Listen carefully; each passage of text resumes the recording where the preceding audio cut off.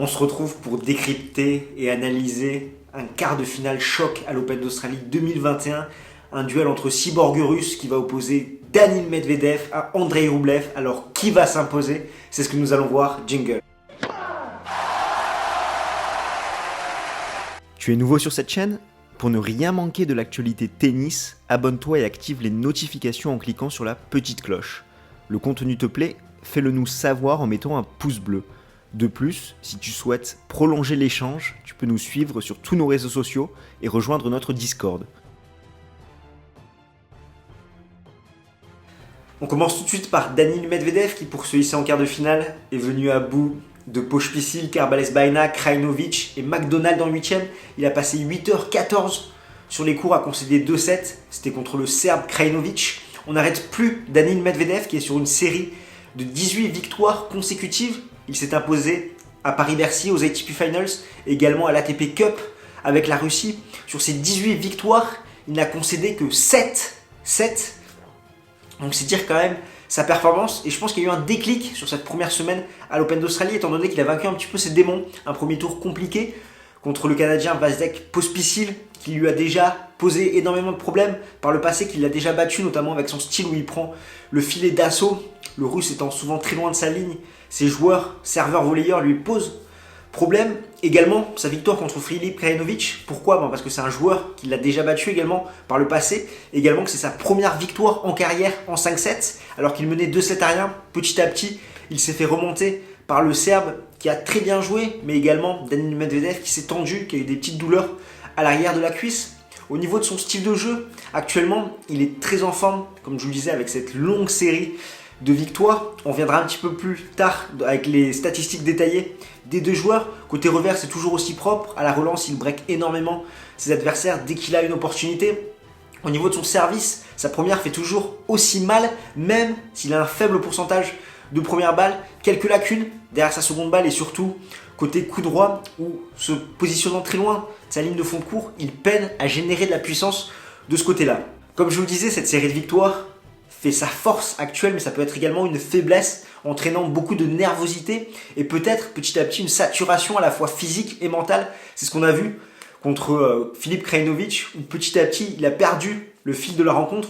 Et c'est vrai qu'il risque d'être nerveux pour son prochain match en quart de finale, étant donné qu'il joue contre un ami, un compatriote, Andrei Rublev.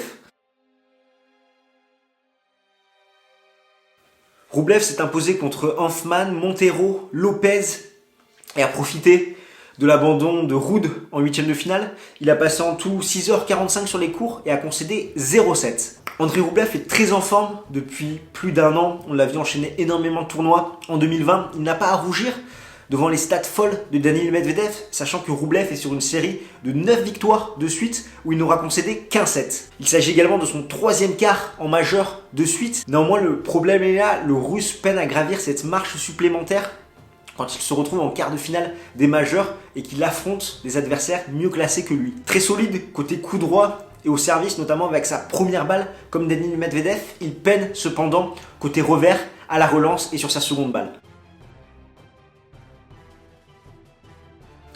Au niveau des face-à-face, Daniil Medvedev mène 3-0 et surtout, Rublev n'a jamais pris le moindre set à son compatriote.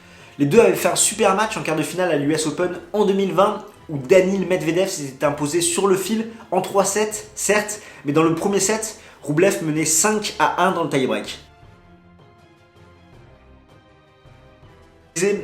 Comme je vous le disais précédemment, au niveau des statistiques détaillées, les deux joueurs sont très solides au service, sauf que l'un, Daniil Medvedev, break plus souvent que son adversaire, étant donné que dès qu'il a des opportunités, généralement, il les saisit.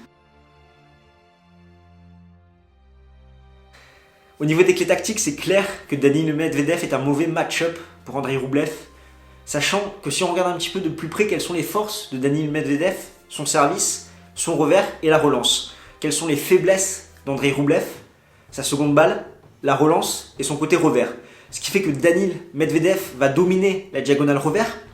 Dès qu'il aura des opportunités qui vont se présenter sur le service adverse, comme il est meilleur à la relance, il va généralement les saisir en exploitant notamment les faiblesses sur seconde balle adverse. Néanmoins, il y a un facteur X dans cette rencontre, c'est le fait que ce sont deux amis et deux compatriotes qu'ils se connaissent par cœur Donc dans ce genre de match, il y a énormément de tension.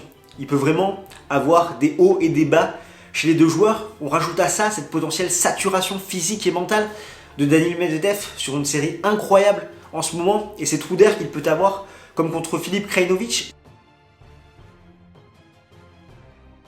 Ce qui fait que je pense que ça peut être un match serré avec des sets un petit peu décousus.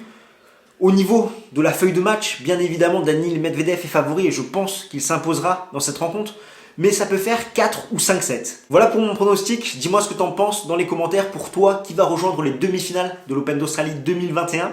Reste bien connecté. Plus tard dans la journée, il y aura également une preview du match entre Rafael Nadal et Stefanos Tsitsipas. Tu peux toujours tenter de gagner une paire d'Asics ainsi qu'une raquette Snowert. Pour ça, je vais t'afficher le lien des 2 petites vidéos et tu dois nous suivre également sur nos réseaux sociaux pour voir les différentes formalités à remplir. Nous, on se retrouve très vite. D'ici là, porte-toi bien. Ciao, ciao tout le monde.